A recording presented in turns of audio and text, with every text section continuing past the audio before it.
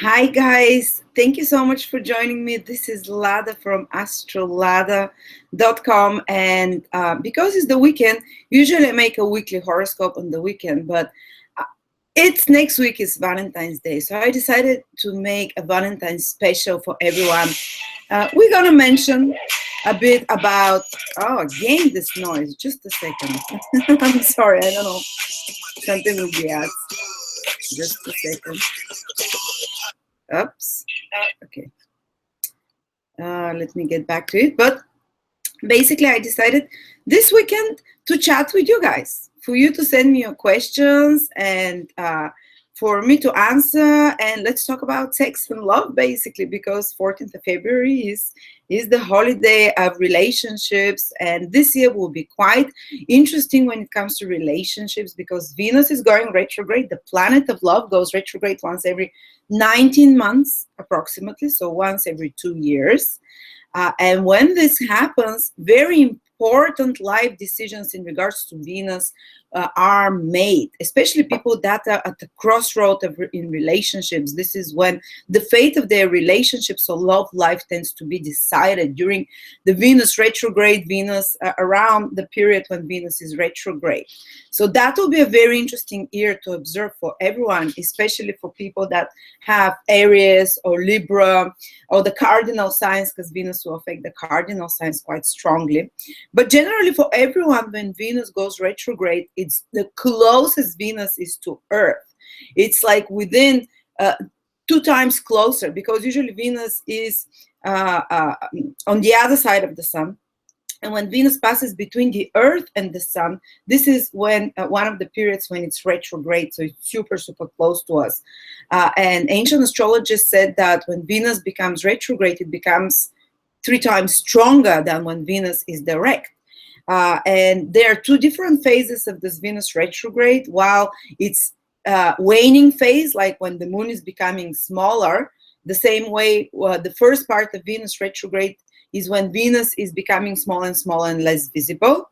And then there is the second phase when Venus starts into its new moon phase, like a new beginning phase.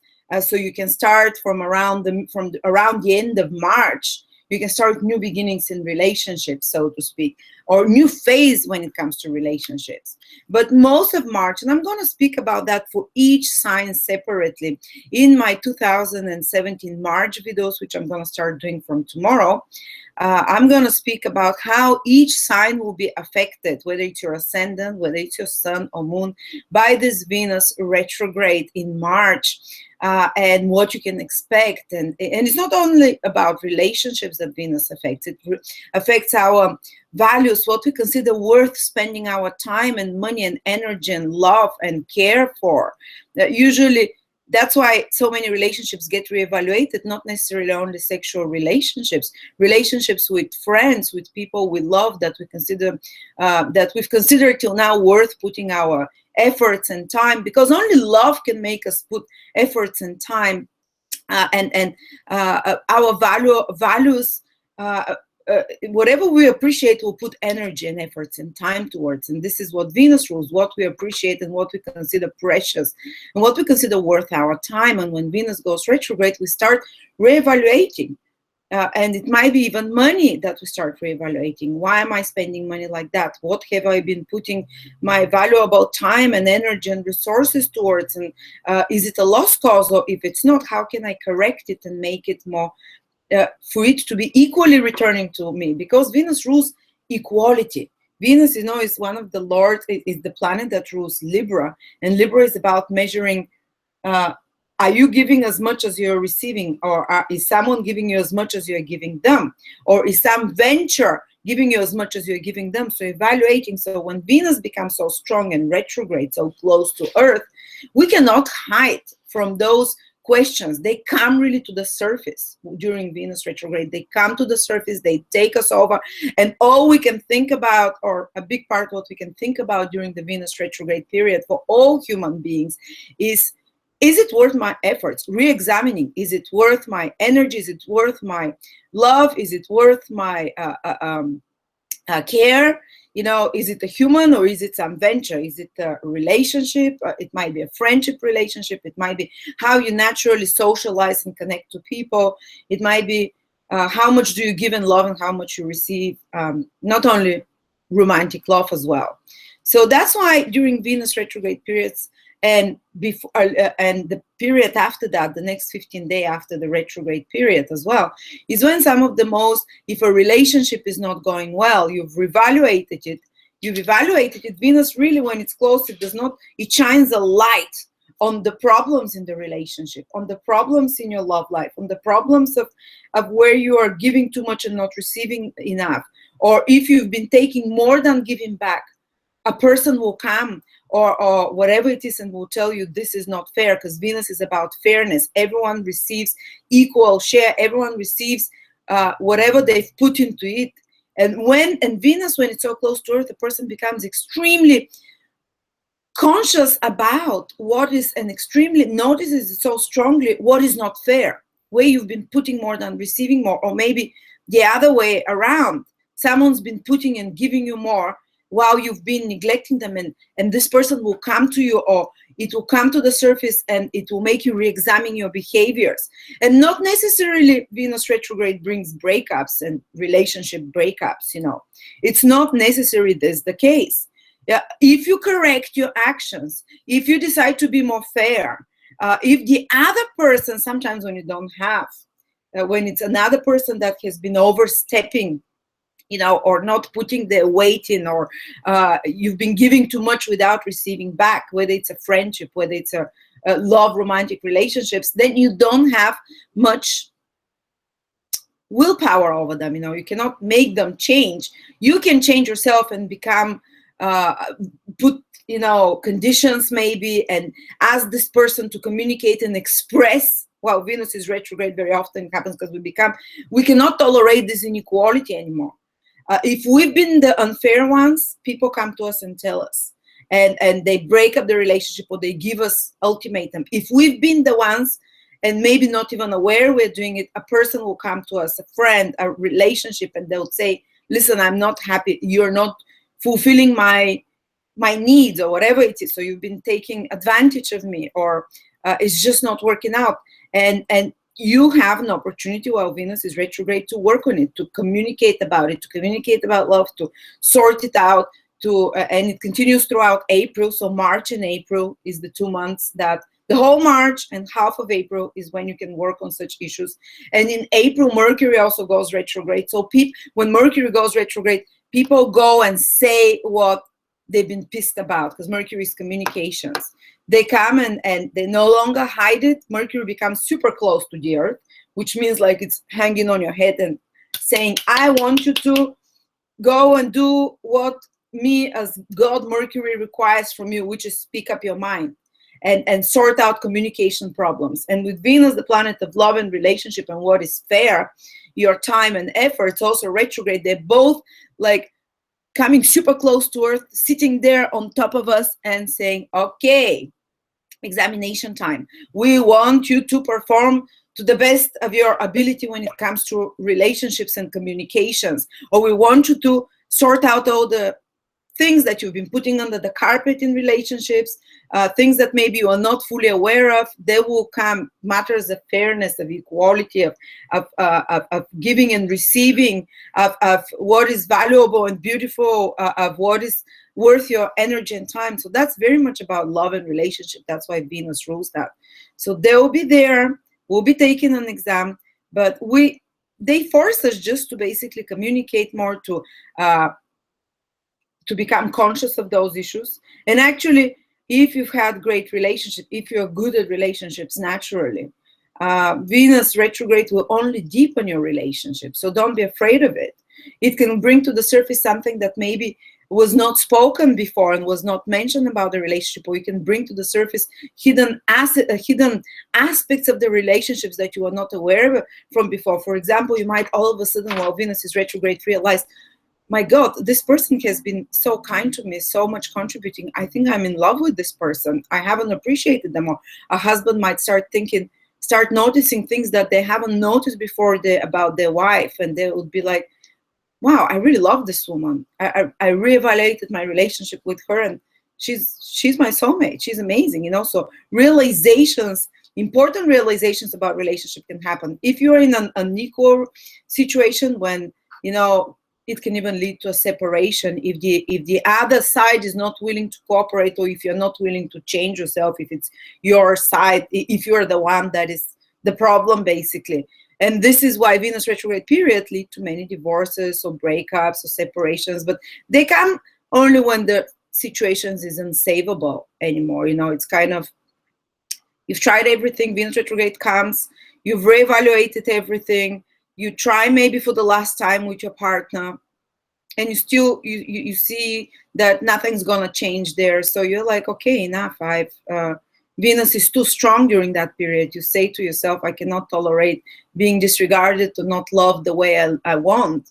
Or another person can say the same to you. I'm sorry, our friendship, it just doesn't feel worth it. I'm putting much more than you are, or our contract, or our business relationship. Venus rules all those things: contracts, relationships, agreements between people. Marriage is also a contract and relationship, you know.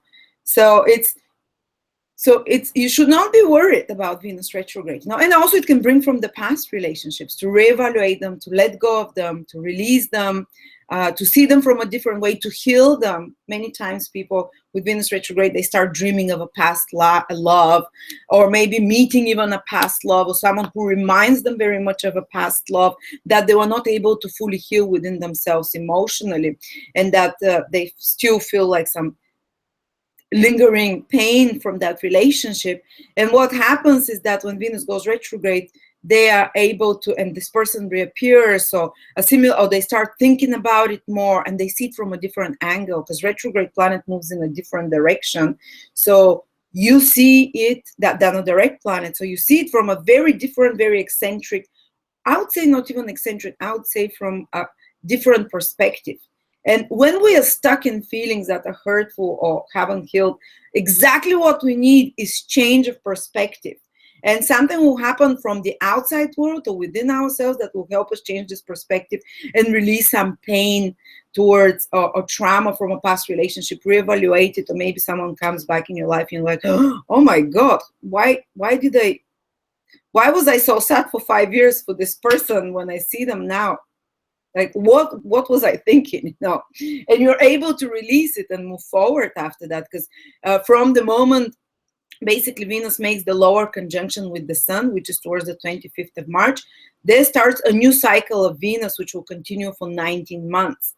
So till the 25th of March, while Venus is still retrograde, we're clearing, we're reassessing relationships, what is worth, contracts, what is worth our time and energy, what is worth our love and caring. Others might be reassessing us as well, you know, so it can come to us from outside as well.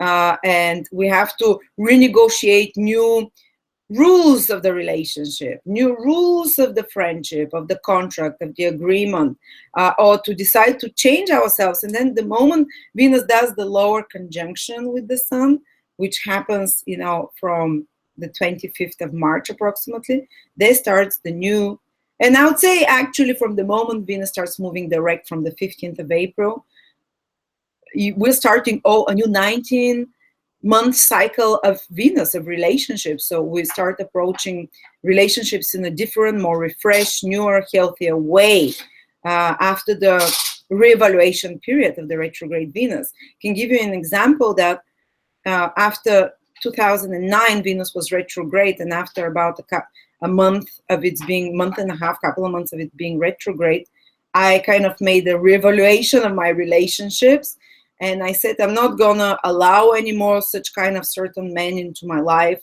that I was surrounded by. And just this decision in my head, I didn't do anything outwardly, just I took this decision, and Venus started moving direct. And within 2-3 weeks from that, when Venus started the new phase, I attracted a totally different relationship in my life. That was one where the man was taking care of me emotionally and cared, rather than the other way around. And you see, we'll have an opportunity from the 15th of April, approximately 14th, 15th, when Venus goes direct, to start this totally new cycle of relationships and to be renewed and to have improved relationships in some way, because we've improved the relationship with ourselves. The self-love, Venus rules self-love, how much you appreciate yourself and love yourself and treasure yourself.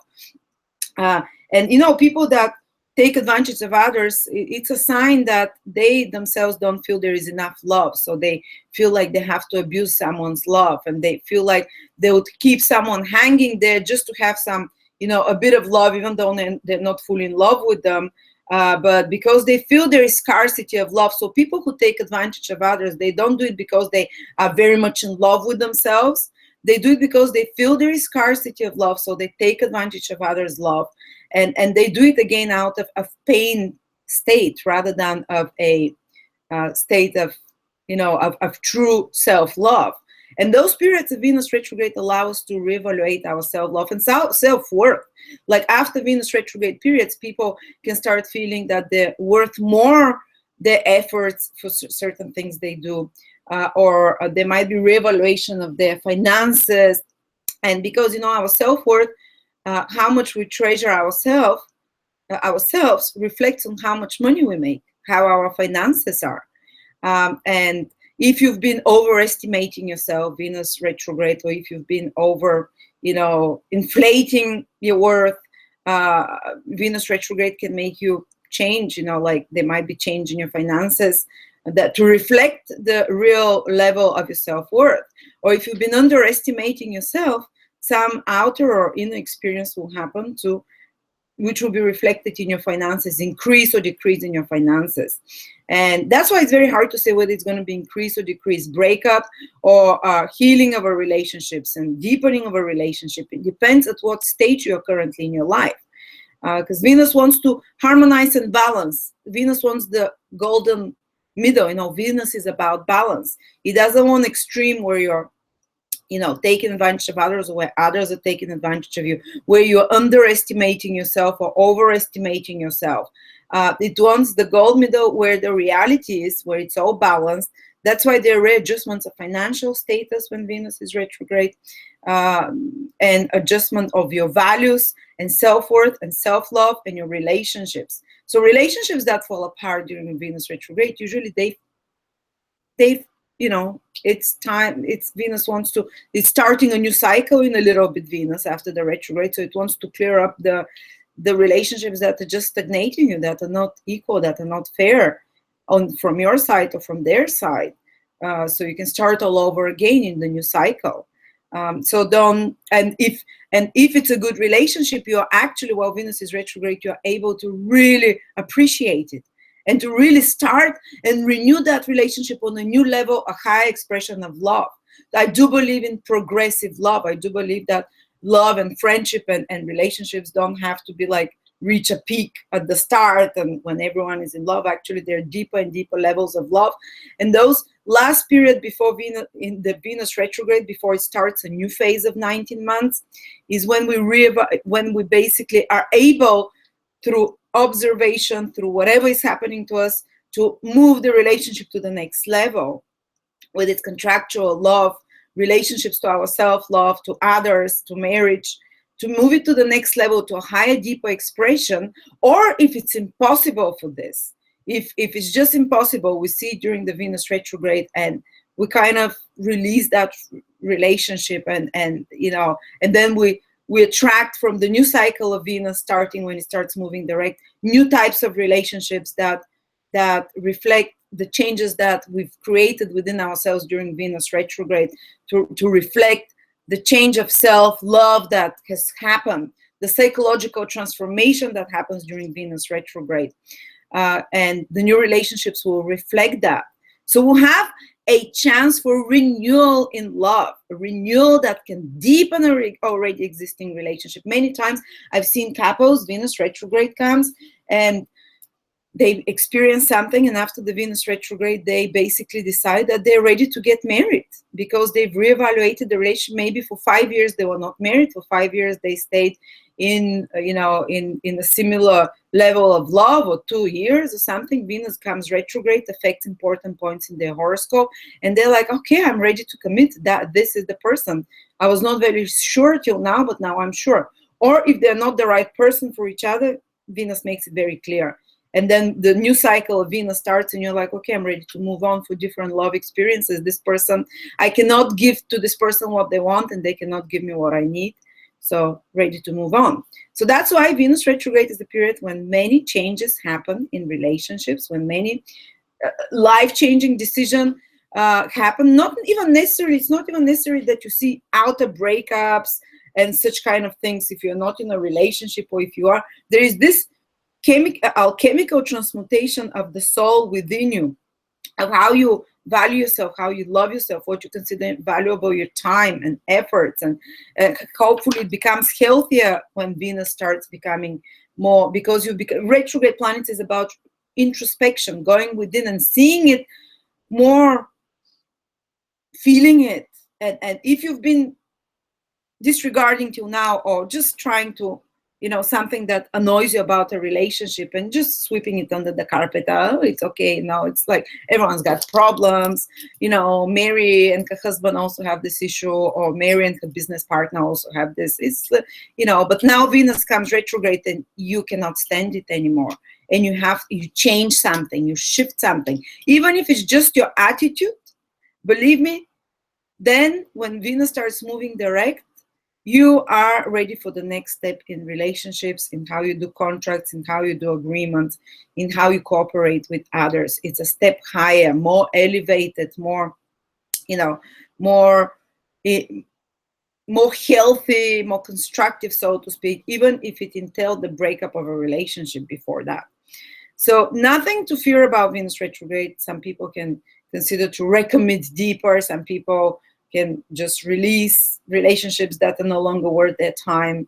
So I love Venus retrograde periods, and it was funny. Last Venus retrograde period, it was so literal for me, because I met within 1 week, and I spent the whole week with 3 of my ex-boyfriends. I went back to Bulgaria, and they're all friends. So I sound like a slut there, but they were like, we're all a big group of friends. So we ended up with a whole week spending time with them. I didn't get back to being with them, but I kind of, oh my God, I'm sorry. But I kind of was able to see them through different eyes and not consider them the enemy. We became friends, and we buried the hatchet, and I could release any pain, because one of those partners was someone that really broke my heart when I was 17. And I kind of created not the ideal image of him, but an image of exaggerated of his qualities and what he was. He had too much power over me psychologically, even though I haven't seen him for decades after that. The impact of that painful relationship. And then we reconnected, Venus retrograde. We had great time as friends together. And I was able to release the pain and the negative feelings about those things. And honestly, it was very healing and very loving as well, in a higher level than the selfish previous love that we had towards each other, teenage love. So it's, it can be a beautiful time, Venus retrograde, for me at least. And Venus retrograde, who feels it the most? People that Venus retrogrades over their ascendant, sun, moon, Venus, their ascendant Lord. So basically, people who have their ascendant, sun, moon, or Venus, or ascendant Lord, from around 25 degrees in Pisces, so the last 5 degrees in Pisces, till the first 15 degrees of Aries. And I would also say people that have Venus or ascendant or moon or sun or ascendant Lord in the last 5 degrees of Virgo, which means from 25 degrees Virgo to 30. And those who are from Libra as well, the opposite sign. The first 15 degrees of Libra will feel it the most. 15, 20 degrees, okay, give it a bit wider orb. So if you happen to have anything in Libra or in Aries, this can be the most impactful for you. And It's going to be easy if you have anything in the fire signs like Leo and Sagittarius for you. Those realizations and changes will be easier because Venus is sending harmonious aspects to you. Or it will be a bit harder and a bit more kind of, you'll create some mini inner crisis if you have something in Cancer and Capricorn, the first 15, 20 degrees of Cancer and Capricorn, Ascendant, Sun, or Moon. Because then Venus sends the more difficult square and square aspects there, which is, again, it can lead to deepening of relationships, to some kind of, healing there and release and reevaluation. But it might happen with a little bit more effort, with a little bit more, like you are annoyed about something, so you go and do it. While for Sagittarius and Leo people, whether it's Sun, Moon, or Ascendant, or Aries, it will happen in a more natural, smoother way, so to speak. For Aries, this is where Venus is. It's going to be the most intense, actually.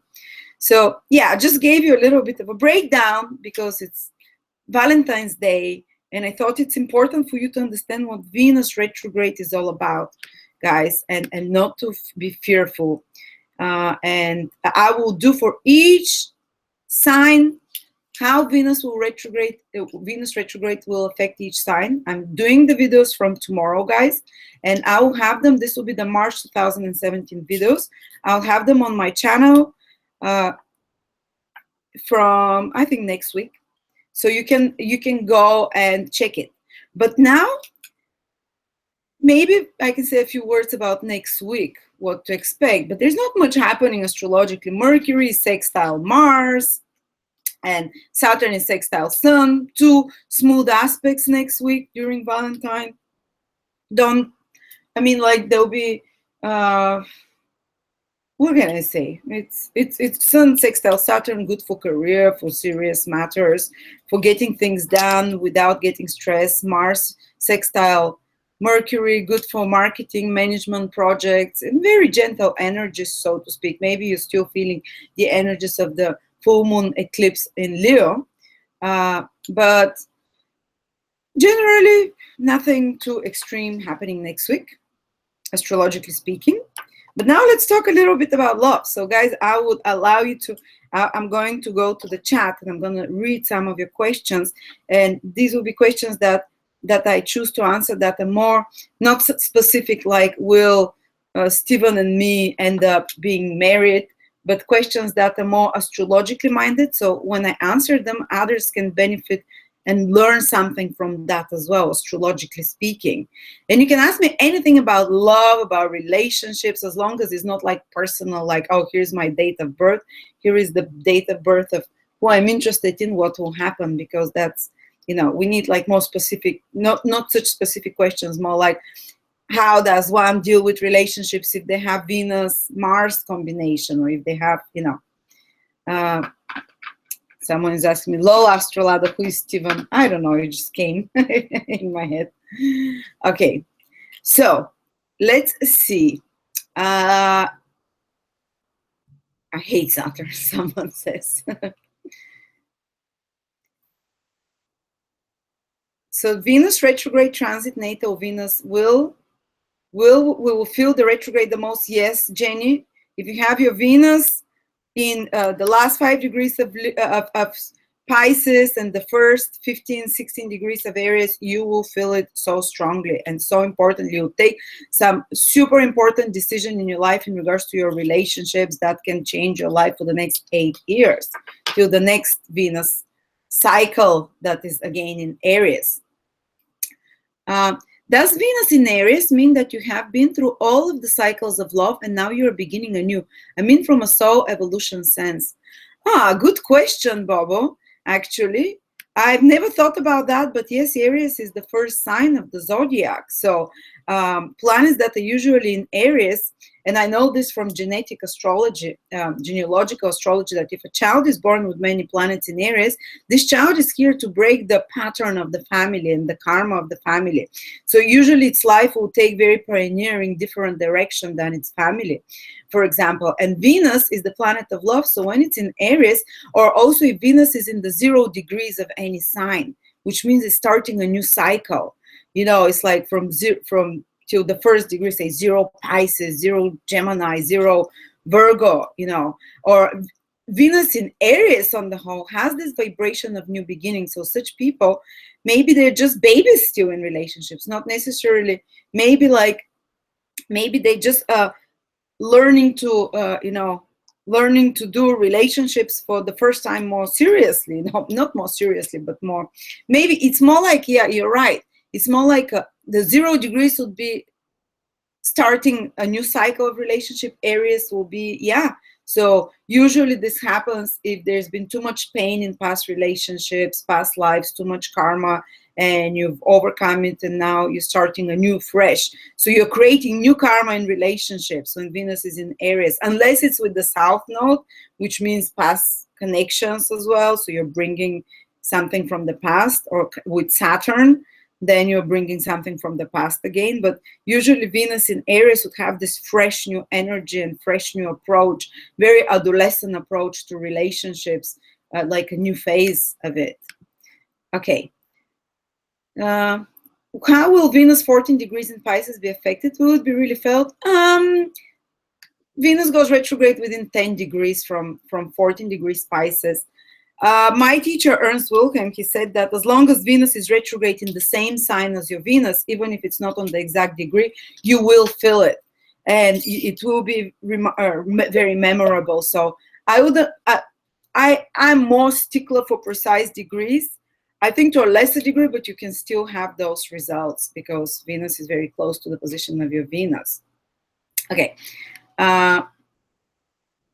Someone says mine is a 25 degree. I'm a love master. Someone says, can you speak about Lilith in Sagittarius? I don't know anything about Lilith, guys. Magic Mike made a webinar on my channel about Lilith.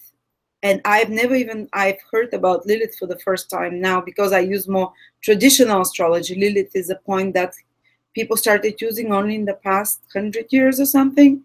While I use more like the traditional, maybe I'm not so progressive. It's just like I like proofs and I like something that's really well researched over many years. That's why I don't use so much Lilith and I don't understand it.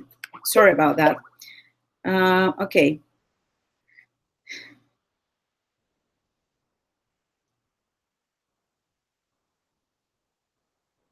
Guys, when there's specific, would traveling to my Venus line in travel astrology be beneficial during Venus retrograde? Actually, if you watch my video with Olga yesterday, she speaks about traveling, finding the best place to travel in love, for meeting love, basically. And I don't know this technique. It's I know just astrocartography, where if you have a Venus line, it's great you can meet someone that from that place, even if you never visit the place. If you have your Venus line passing, say like my brother in Norway, he married a Norwegian woman. Or if you have your Venus line passing in Thailand, you might be on holiday in Thailand and meet someone there, or you might meet someone in your country who is from Thailand, and that gives you some business contract or something beneficial, or a love experience of some sort, which is what Venus rules. But traveling, when it comes to traveling, Olga, our new astrologer, she knows how actually to calculate which is the best time to travel to a certain place because of transits or cycles she was talking about, which is interesting. I'd like to learn that as well. So I don't want to mislead you, but traveling to Venus line is always great. At least that's what I felt. If your Venus is very bad in your horoscope, say Venus conjunct Saturn, or Venus in many difficult aspects in the 12th house, in Virgo, the more difficult configurations, if you travel to your Venus line, you still have a lot of Venusian experiences, like pleasure, like good food, like beautiful people, or more agreeable people generally, but or some relationship. But it can have some more negative consequences, like you putting on weight, or like overindulging, or you're getting some venereal disease, for example. But traveling to a Venus line is always very enjoyable. I've been to a couple of Venus lines, and one was in a place that looked very gray and unpleasant, but I felt so happy there. I felt so relaxed and beautiful, and maybe because I was the only woman there as well. But it's always very enjoyable to go to a Venus, to travel to a Venus place, even during a Venus retrograde. Why not? You might be revisiting a place of past love. Miss Mel Nicole, can you talk about karmic soulmate relationship? One always giving and the other not breaking that by finally not give. Karmic soulmate relationship? I'm not sure I understand that. If you mean relationship where one is always giving and the other one is always taking, usually there is some Neptune connection in synastry. Basically, when you compare the two charts, if someone is always giving and the other one is like the victim, the other one is the savior, the other one is the one being saved. This is when one is always giving, the other one is always taking. Usually there is some Neptune strong interconnection, say Neptune conjunct Sun, or opposition Venus, or square Moon, or conjunct an angle. The Neptune of one to the planets, of the personal planets, only the personal planets, which is Sun, Moon, Ascendant, Descendant, so hard aspects or conjunctions. It's usually one basically becomes much more, sees the other through the prism of idealism and says, if you're having Neptune transits, this is when you can start such relationship. I've had many clients that during a Neptune transit to their moon, to their 7th house cusp, to their something, personal in their horoscope, they go into relationship, say, with a married person. So they give and give while the other person gives them just crumbles. And they know they're in a shit situation. They know that they're being taken advantage of and they're giving much more, but Neptune makes them feel sacrificial and saying, the hell with it, I want to give love to this person, and it's just they feel in this Neptunian, and it's not bad or good, it's nothing bad or good to be judged about. Oops, let me adjust my necklace. But it's if you're in such a relationship, you have to experience it. Obviously, it's part of your path in life. Usually, these are Neptunian relationships, or relationship where there is South Node, North Node connections. Especially South Node is where one has a debt to another. So one South Node, say, with another's Venus, and it can play either way, doesn't matter. Or one South Node conjuncts another 7th house cusp. So one is paying, or one South Node conjuncts another Sun within 5-6 degrees, or Moon. So it's the need to give something. South Node is about releasing, giving, paying off a debt.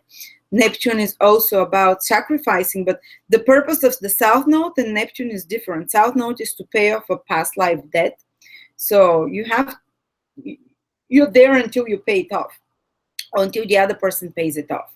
So one receives more than gives, while Neptune is there because it wants to teach us unconditional and selflessness, and wants to teach us. Neptune's lessons are about that we don't have control. I know it sounds disempowering, but we think that we're the creators of our everyday environment and life, but not always we have control. Neptune wants to show us that only divine love is, and divine providence is the highest power, and we have to let go and let God sometimes.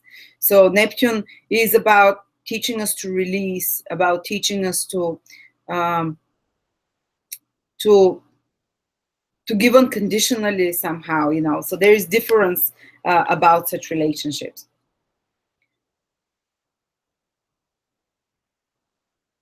Okay, sorry, I'm skipping some questions because they're too personal and people won't understand, because it's like when you have Venus in this sign, Jupiter in this sign, Mars in this aspect. Like if it's just separate combinations, but like too many, it's not everyone will find it interesting if I talk about that.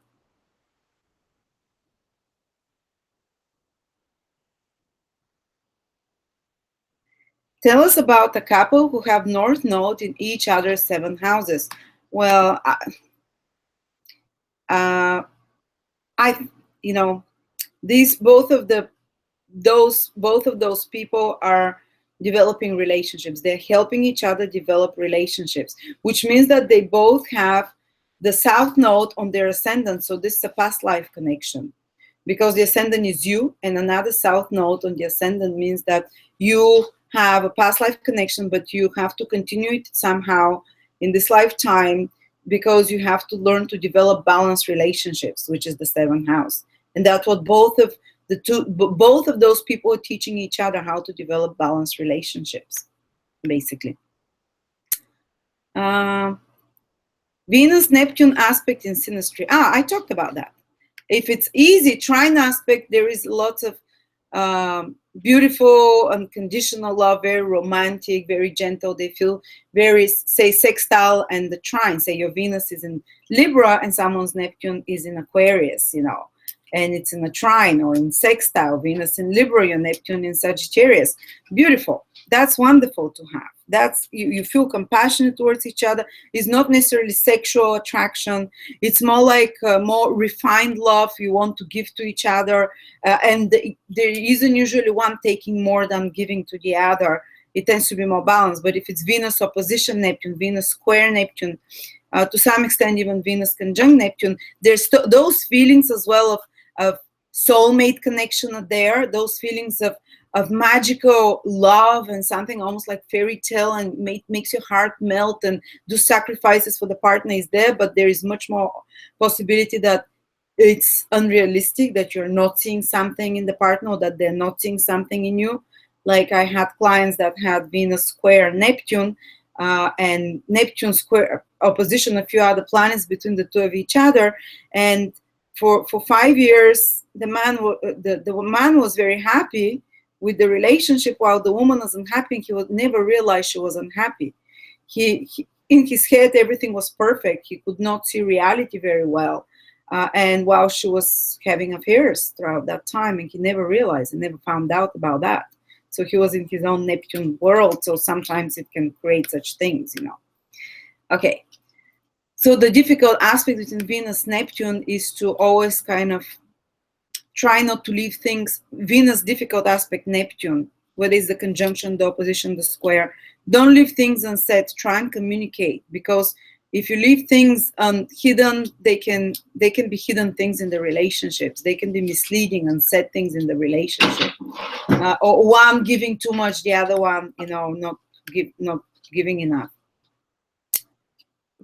Lada, what is the most significant transit of Venus? When Venus transits your ascendant, Sun, or Venus return? Well, you see, Venus transits are only significant. They happen. Venus transits happen every year. That Venus will transit your ascendant, Sun, or its own position. So it is very fairly normal every year. It's very typical, and you don't meet love every year when Venus transits your Sun, Moon, or ascendant, or its own Venus position. But you can have 2-3 days of more pleasurable Venusian activation, good food, pleasure food, maybe going on a date, or maybe your partner being more loving and sweet. But the most important ones is when Venus goes retrograde, either over your Venus, in the sign of your Venus, of your ascendant, of your Sun, because it becomes like a much longer transit. Then it continues for 2-3 months almost, with the period when Venus first passes your Venus, Sun, Moon, or ascendant, then second time, then third time. It becomes like a outer planet transit. It continues for a few months. This is the most important Venus transits, when Venus goes retrograde in the sign of your, and I think the three are important: Venus, ascendant, Sun. When either of those can bring a life-changing developments in your relationships. Like I told you, when I had Venus retrograde in Aries, where my Sun is, when my Venus is, and it wasn't even exactly retrograde over my Sun and Venus. It was retrograde 15 degrees away, but in the same sign.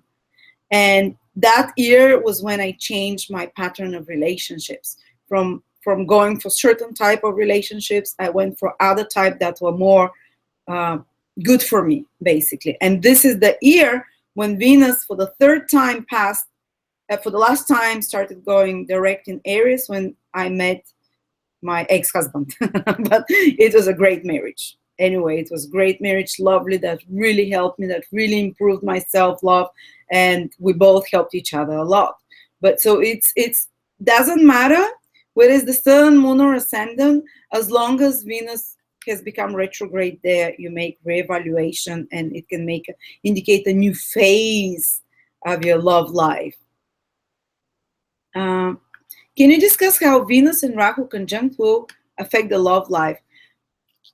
Do you mean in synastry, or do you mean in the birth chart, Robert? That's a very interesting combination. So if it's in the birth chart, it means that someone is here to really work on relationship, because Rahu shows what is our evolutionary purpose and goal in this lifetime. What is the thing that we can have most progress through, materially, spiritually, if we focus on consciously. Sorry. And when Venus is with Rahu, it means that in this lifetime, you're learning to do relationships the right time. And the challenges is when you are younger with this position, because you might not know the rules of the game, so to speak, because of previous incarnations. Maybe you didn't focus too much on that. So you might make mistakes, just like a child learning to walk. You can make mistakes, or learning to talk. You can do gibberish, talk gibberish in regards to relationship. You can go for very different partners. You can go for partners that can break your heart. You can go for partners that are very, just outwardly that please you because it's Rahu extroverts the energy of a planet it is with. So we look more at the external rather than the internal, what's fulfilling internally for us. So you can go like for someone that is very physically, or that ticks certain boxes materially and outside, while disregarding the emotional need and the spiritual need of the love side of the relationship. And like that, you have a few relationships you learn. And usually in one's 30s, mid-30s, 40s onwards, relationships tend to improve with Venus Rahu. Tends to be very tumultuous love life, especially the first 30, 35 years, because you're learning how to do relationships in this lifetime. And you usually, because Rahu is like the fake light. If the sun is a true light, Rahu is the fake light. So we can get drawn into relationships with Venus Rahu that are quite, that are fake light, fake glitter, fake, but still we're learning through them. So people with Venus Rahu should have more relationships, to be honest, rather than be afraid to get into them, because they learn a lot through relationships. And usually they're attracted to foreigners, to people from a different cultural, racial background as well. They can marry such people. Usually they would marry a very beautiful partner as well, because Rahu externalizes and makes the Venusian qualities much more material and outer, which is the physical body, the attractiveness. But there can be a lot of ups and downs in love until one learns how to keep promises, how to do the relationships not only for the outer things, but not only just because they get fascinated with someone, but to look on a deeper level, basically. As I said, sorry guys, I'm skipping some questions which are very specific, like planets, like a few, different things. Someone says Venus conjunct Mars.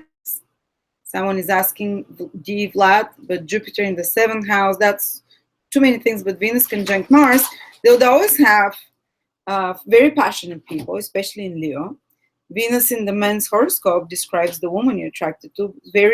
That will be strong women, that will be initiative women, but it can create a lot of fighting in relationships, a lot of passion, or if it's not on the sexual level, they'll be fighting and competing on the outer level. But especially when they're both in Leo, there's someone that stands out, a strong woman, a feisty woman, maybe a foreigner because they're in the 9th house, you said. Maybe someone that is highly educated, 9th house. Maybe someone that is kind of a celebrity of some sort when it's in Leo. Someone that has a either status of being recognized, noticed, not necessarily like a big celebrity, but like being known in their social circle in some way because Leo stands out, and being quite initiative, spunky as well. And the 7th house can give more than one marriages for this person asking. And again, someone who is foreigner as well. Okay. Venus, Neptune, can you? What's the most significant transit of Venus? What if we fall in love right now in this retrograde Venus moon eclipse period? What can we expect if we're Scorpio? If you fall in love before the retrograde period, which starts from the 4th of March till the 15th of April, then during the retrograde period, these relationships will be re-examined and hopefully deepened, you know. If you fall in love during the retrograde period, exactly, with someone new, with someone you've never met, maybe this person is there to help you they say, I haven't observed it, but most astrologers swear by that if you fall in love during Venus retrograde, when Venus starts moving direct, usually this relationship does not last. I haven't observed it personally, and I haven't spoken with people who have fallen retrograde during such period to tell me if it's true. Maybe you can share your stories, guys, and has anyone fallen in love during Venus retrograde? Modern astrologers say that it's not going to work out when Venus turns direct. I cannot say for certain, to be honest. I believe that maybe this person comes and you fall in love with them to help you reevaluate something about your self-love and what you allow in relationships, or maybe to heal you from some past pain and past wound in relationship. But I personally, usually, I would say it's better. And once Venus has started the new phase, so basically at least has had the lower conjunction with the sun, this is the moment Venus starts basically the new cycle, the new 19-month cycle. And it's still retrograde, and that's from the 25th of March till the 15th of April. But already Venus is in the new moon phase of its cycle. So it's in the new part of its cycle. Even though it's still retrograde, it means you've made the reevaluation, and now new energy is starting for you. But most astrologers would say, like, it's better while Venus is direct. I cannot tell you like that. I've had when Venus retrograde partners come back to me from the past. For certain, it was beautiful love, and I didn't suffer or anything, you know. But it's otherwise, I would say, like, at least after the 25th of March is basically from the 3rd of March to the 25th of March will be the most dangerous time to fall in love. If you fall in love before that, Venus is direct, so not a problem. But the relationship will be reevaluated when Venus goes retrograde. What about Venus as Atma Karaka? Okay, Atma Karaka, guys, for those of you who don't know, is the planet with the highest degree in the horoscope from the 7 visible planets, the traditional planets, because they give tangible results only. And this becomes your soul planet. I call it soul planet and career planet as well, because it's the most mature planet. It has the highest degree in your horoscope. It's traveled the most path. So it's almost as if you come more attuned to the qualities of this planet. And Jaimini astrology says that the planet with the highest degree becomes a career planet. So you can, it's vocational planet, because our vocation is to do the things that will come most naturally to us, that we come with a natural gift and talent, you know, just like if my vocational planet is Mars and I'm trying to be a singer, you know, I don't have good voice and I'm trying to be a singer, I can still maybe become a singer. There are talentless singers too, but it's going to be so much harder. So the planet with the highest degree in your horoscope is one of the planets that can indicate your career. And with Venus as the highest degree in your horoscope, I have Venus. Usually this becomes a self planet, which defines you. And it becomes as important, the Atma Karaka becomes as important as the ascendant, as the moon, as the sun, as the ascendant lord. Basically, it becomes all a self factor. It indicates you. So Venus will be you. So you're like I would say people with Venus Atma Karaka, soul planet, they're like incarnation of Venus. They'll be regarded as Venusian, more attractive, and careers for them will be great as Venusian careers, which is nursing, teaching. Venus rules teaching, interesting enough, huh? In the Jaimini astrology, explaining giving peace to people in some way, or beauty, art, amusement, entertainment, working with women in some sort. So that's what you have. And you naturally become like the goddess of love, Venus. And my name, Lada, means actually Venus in Bulgarian and Eastern European mythology. Lada is the goddess of love, just like Venus is the goddess of love. And because Venus is my Atma Karaka, my soul planet, it's almost like it was me teaching about love and talking about love and relationships and teaching very Venusian career, and being obsessed with relationships as well. So that can define your fate, your path in life, whatever planet you have as the planet with the highest degree. New karma in relationships, Rahu connections. If you have Rahu connections with your partner, it's without any Ketu connections.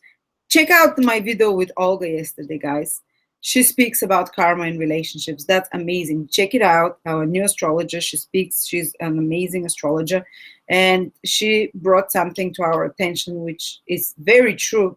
When I went back into my head through charts I've been going through, people that have Rahu connections, say with another person's sun, moon, ascendant, with another person's Atma Karaka, the soul planet, which is the self planet, with another person's ascendant Lord, with another person's Venus. These are without any Ketu connections. There is no past life connection, so you're creating new karma in relationship. And how Olga described it, it's like you're going on a path, on a road, and in order for you to reach that destination, you need to stop and pick up that hitchhiker on the road. Otherwise, you're not going to be able to find your destination.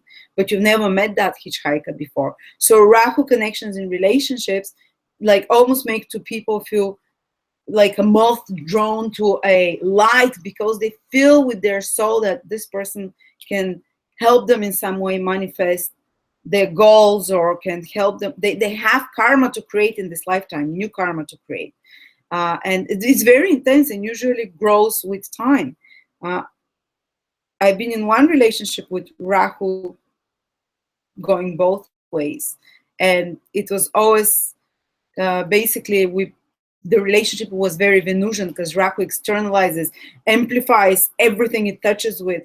And pray that you have Rahu connections with good planets of the other person, like Venus, like the ascendant, like the moon, with more pleasant, like Jupiter, for example, more pleasant planets. Because Rahu-Mars connections, yes, you have a new karma to create, but new karma, Mars karma of being maybe competing, succeed, maybe doing some getting into shape together. That's one way.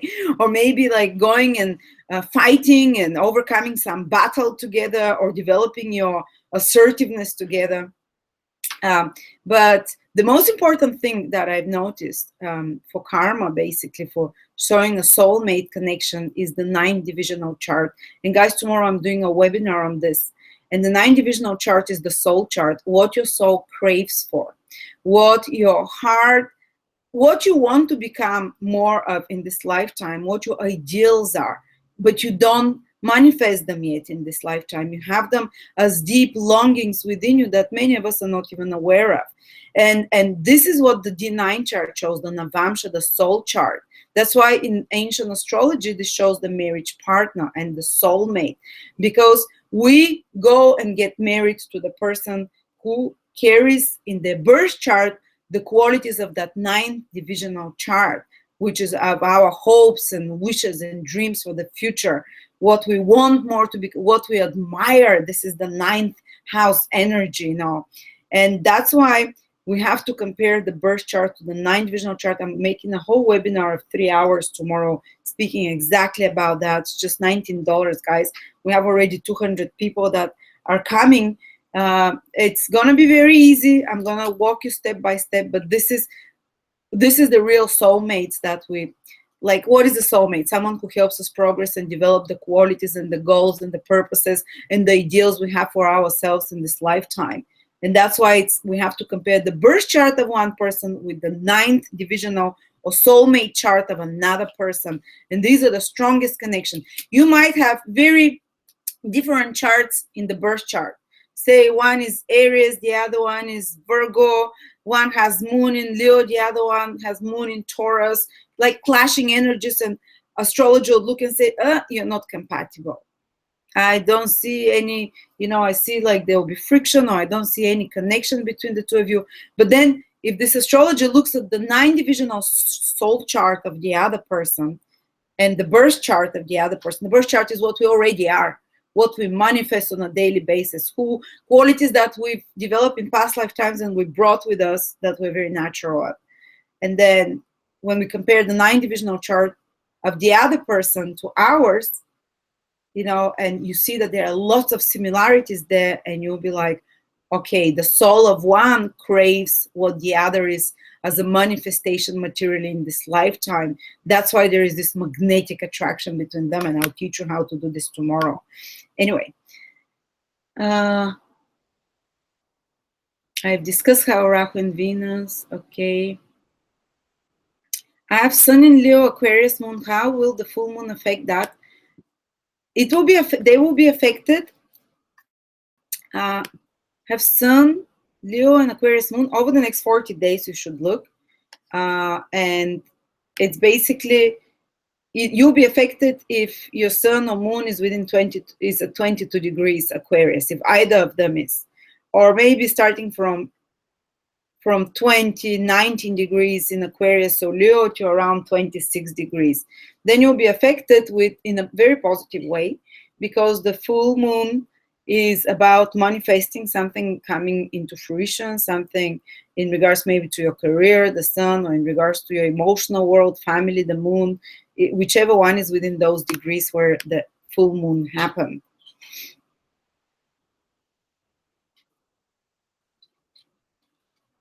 How does Uranus Atma Karaka translate into my life path? Hi, Nisi. I have Uranus Atma Karaka, but you use only the visible planets for Atma Karaka, because Uranus will be at the last how do I say? According to ancient astrology, you don't use the invisible planets. Only planets with their own light, visible with the eye. Sorry, with the natural eye, can become a soul planet, can become Atma Karaka. So basically, find one of the visible planets up to Saturn, which is the one with the highest degree, and that becomes the Atma Karaka.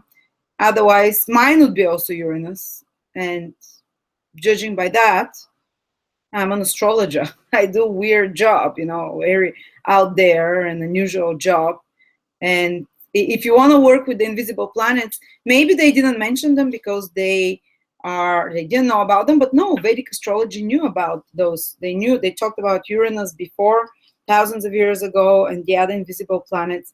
So I think they just consider planets that are visible with the eye to be able to be the soul planet. Okay.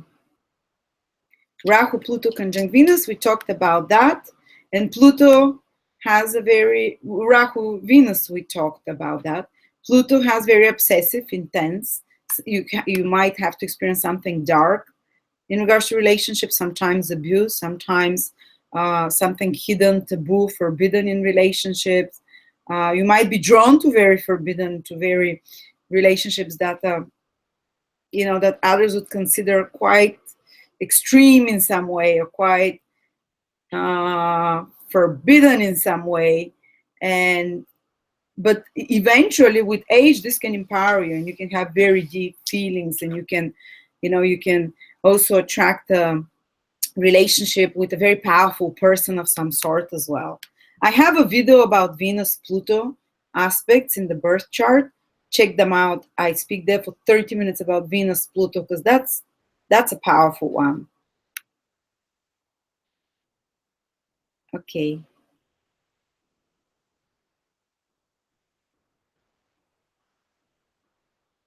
Age difference relationships. Interesting. Okay. Age difference relationships, you can observe them often.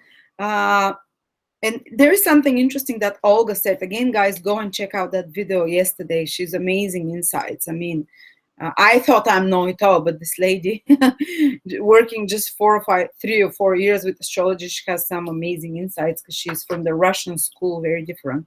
But what she was saying is that actually relationship with some age difference are better than relationships that are within 2 years, people born within each other. Because if you're born within each other 2 years, the outer planets, Uranus, Pluto, and Neptune, which are quite heavy in their energy, are conjunct each other. They're in the same positions. They don't move much. So they kind of create much more friction because they're considered malefics and difficult influences. And when they conjunct each other, it creates much more tension. So usually she said that what's observed, that people that are within the same age bracket within a couple of years, of course there are exceptions, but to a bigger extent, they tend to be more friction, and they tend to be, because they trigger each other's buttons that are already triggered in the birth chart, so to speak. But people with age difference, they teach each other much more different lessons. And she said, relationship with some age difference, doesn't matter if it's the woman or the man, that the 5 years or more tend to be the ones that are better, that are easier. Of course, it's relative again, but usually that will be indicated age difference if you have Saturn in the fifth house, for example, if it's not marriage relationship, but just dating, even if you dated for 20 years, if Saturn is in your fifth house, which is dating and love, if Saturn is in your seventh house, which is relationship, which is marriage, you can have age difference. Or if the Venus is with Saturn, you can have age difference. Or if Venus is with, if Saturn is the seventh house lord, like Capricorn, like if you have Cancer ascendant or Aquarius or Leo ascendant, so Saturn becomes the lord of the seventh house. If Saturn rules the seventh house of the Navamsha chart as well, the soulmate chart, or is in the seventh house of the Navamsha soulmate chart, age difference again. Or age difference can be Venus is in Gemini, the youthful sign, so you like more youthful, or Venus or the seventh house, you like more youthful, younger partners. Or you have Gemini in the seventh house, or in the seventh house of the Navamsha. Also Venus with Rahu can give, or Rahu in the seventh house, because Rahu is something unusual, and Uranus as well. Uranus in the seventh house, Uranus with Venus, Uranus with the seventh house lord.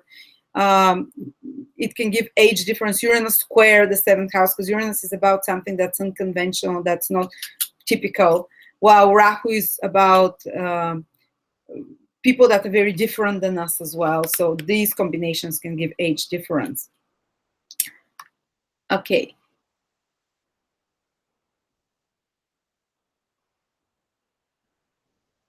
I have Venus opposition Mars in my natal chart as an aspect. Will I ever be happy? I don't know if you watched the video with Olga yesterday, but check it out, because she speaks that Venus does not indicate your marriage partner per se. And even if it has difficult aspect, it indicates that you have more arguments in relationship, maybe more sudden burst outs, and they're triggered by your own subconscious. But whether you have a good partner or no is determined, the actual partner, by the seventh house and its lord. So even if you have Venus opposition Mars, but you have the lord of the seventh house good, the seventh house good, you marry a very good person. You marry a good person in a lasting marriage, though you might argue a lot during that, in that relationship. I have Venus difficult aspect Mars. You can work through it, especially after Mars matures, after the 28th year. So you can, your relationship will be more passionate, more feisty. Maybe partners will be more likely to be sometimes more cruel and hurt you. But it's as we said, everything can be worked through. And especially when a planet matures naturally, each planet has an age it matures, so we don't make as many mistakes after that with that planet. And with Mars, one of the malefics, Mars matures after 28. But for your love life to be totally ruined, this is not enough. If anything, Mars and Venus make a very passionate, desirable person, very sexually charged, and others would perceive you like that as well. So it's not a blockage to happiness. Okay.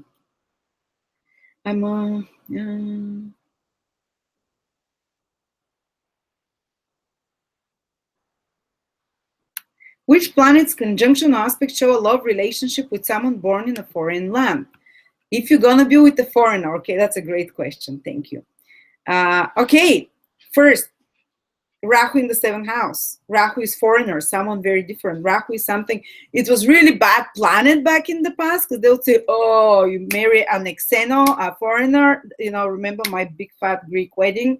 Traditional societies don't like it if you marry a foreigner, someone outside of your tribe. That's considered bad because the blood had to be kept in, the traditions have to be kept in. Nowadays, not a bad thing. You know, marrying actually, even it's proven that some of the best mixtures genetically, when you mix with other races, when you mix with other countries, you kind of upgrade the genetic code, so to speak. But Rahu in the seventh house, Rahu with Venus, this is the North Node, because North Node rules foreign things, progressive, unusual, that we haven't experienced, that are not close to us, that are far away.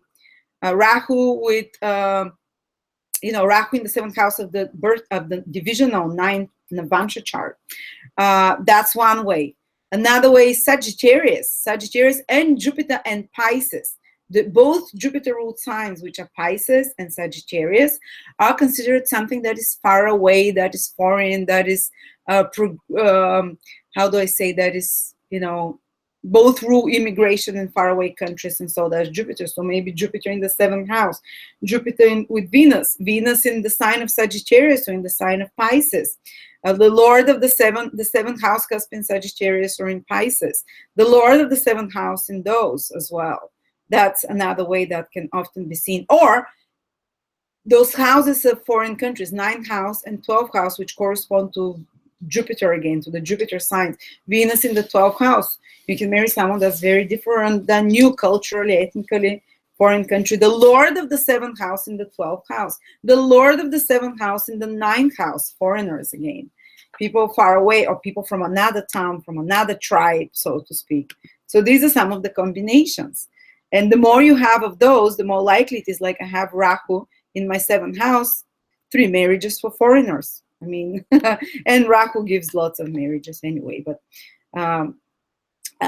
and you can, yeah. And I have the Lord of my ascendant in the ninth house.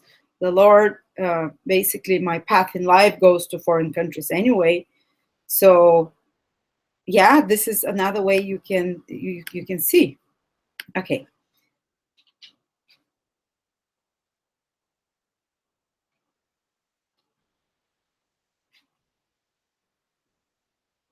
Sun Pluto conjunction. You mean in relationships? Someone is asking me, can you talk about Sun Pluto conjunction?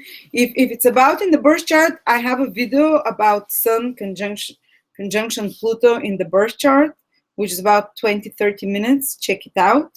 I speak in depth about it there.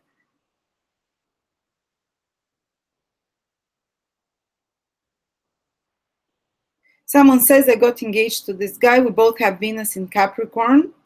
We're from different races. It's very good to have Venus, the planet of love. And again, if you watch yesterday's videos with Olga, she speaks that even if you have difficult compatibility on other levels, as long as your Venuses are compatible through elements, like your Venus are both in Capricorn in an earth sign, there is a lot of sense of love between the two people. And it can overcome a lot of other incompatible things. But you say that your moon is in Virgo, he's in Aries, which is quite emotionally, there is difference there. So this is like when it comes to the family life, to the everyday needs you have, to the everyday emotional needs, you might express them very difficultly, and it creates more conflict. Moons that are in first 6th house from each other in the aspect like 6, like Aries, Virgo is, there is more friction there because they have very different needs emotionally. So that can create some problem. But thankfully his moon is first, comes before yours. So he's the initiator. But because you have Venus is both in Capricorn, this can compensate. So how do you compensate for the disparity in emotional habits and emotional needs? You compensate by Venuses being in Capricorn, by being more loving to each other, by expressing love in similar ways, in practical ways, which is Capricorn, by liking the same pleasures. So this is what's going to connect you. So yeah, it can. Of course it can survive. Can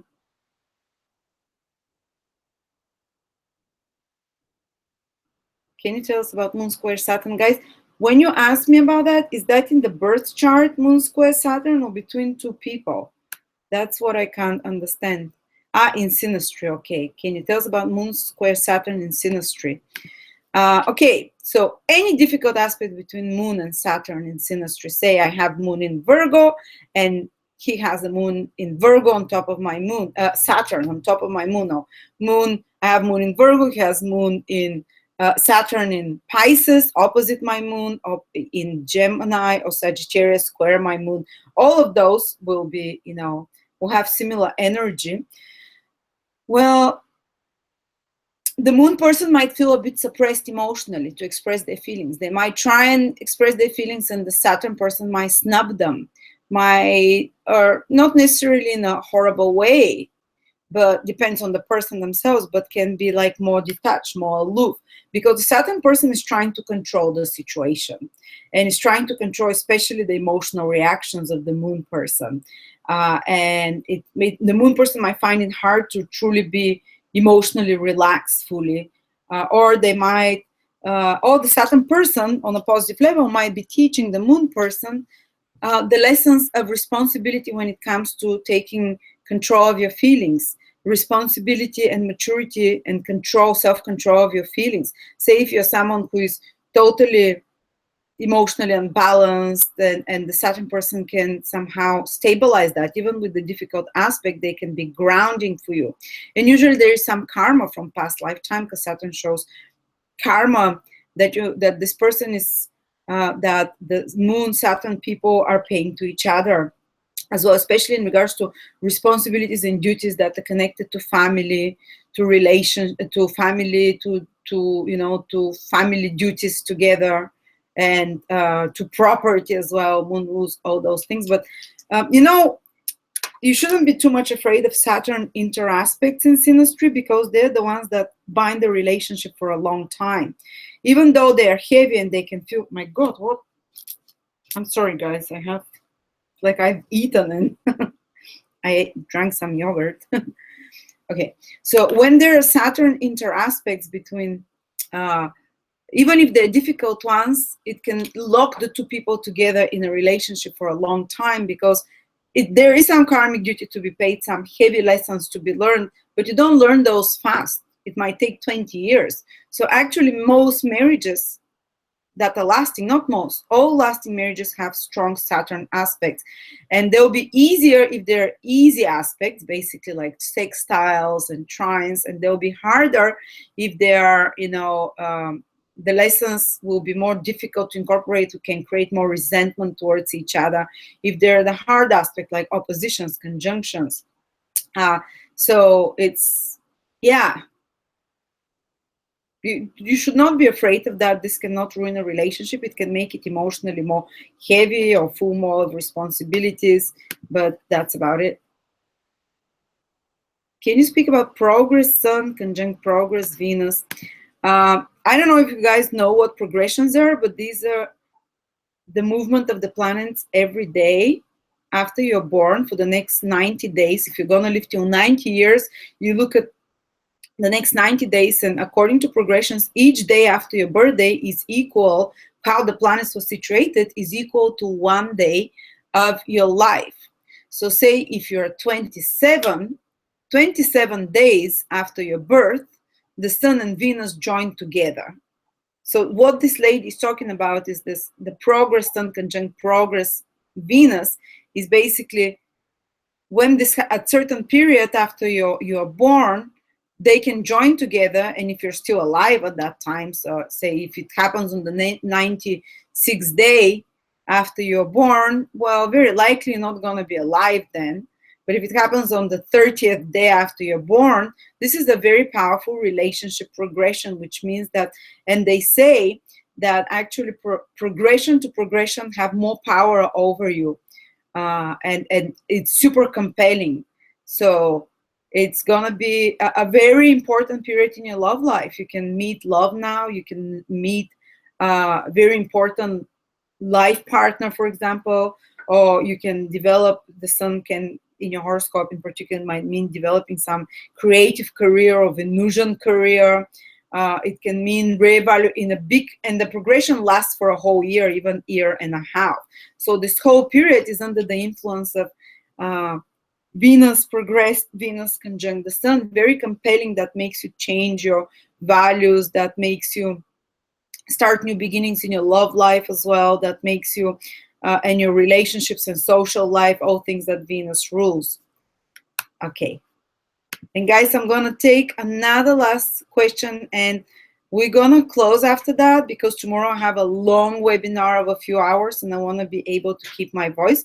But we'll do more of those, and I'll try to answer as many questions as possible. If I could not answer your question now, please do come back again another day. We'll do more of those. I'm really enjoying them.